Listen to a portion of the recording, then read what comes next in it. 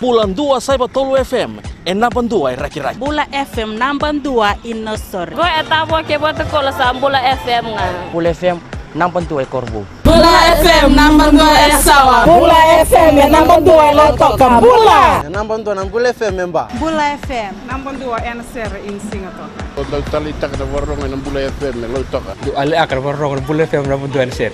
Bula FM namban 2 NSR.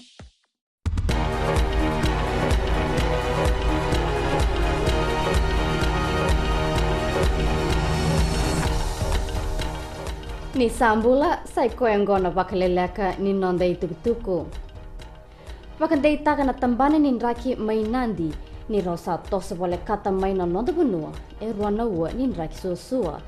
E kaina daraketa ni tambane ni raki mainandi o alipate wangai de lua ni rona kota mai na ua ni raki suasuongo na taumbi ni uda keina tatamba ni mbati ni dangi ana loma ni vida na singongo.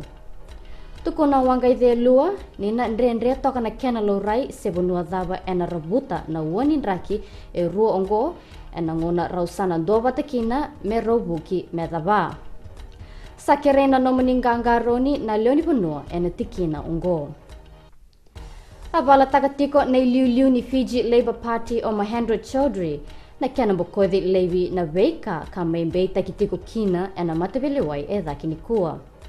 Beitagitiko o Chaudhry ana tolu na dala ni rawe lavo wakailoa mai na malio ni Ronondolu kina Ronondol katini. Wakaretaka na nona lawyer o Guy Reynolds ni sanga ni tiko na vei wakandonui mai na tambana ni vei beitaki wakamatani tu na kena rongodi ana matebelewai na kisi ongo. Ana tamani tiko ni mataka na kena rongodi na kisi ongo mai veturanga ni lewa o Paul Madigan. E rau mai vei talanoa ni kua na liuliu ni matanitu o borenge mbaini marama ke na buke ni buni bola ni vei matanitu ena Pasifika o Dennis Matthew mai Amerika. O Matthew ena garabutiko na matanitu o New Zealandi, Australia ke na vei matanitu ena Pasifika. Kada katomanda ena matanitu o Amerika nimbera na nona lesimai.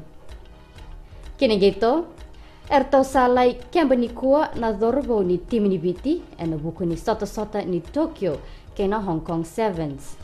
Mai tokan dei na Kauai ena buku ni nonda sema voti ko na dhorbo ni mai dhaba na sota mai Las Vegas ke mai Wellington.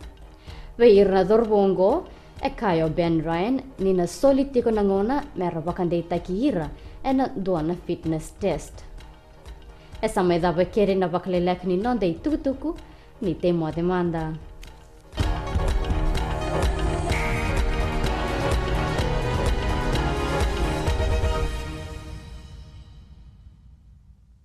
Ito singa to kundo talita na warong na radio Fijuan na station galmutu.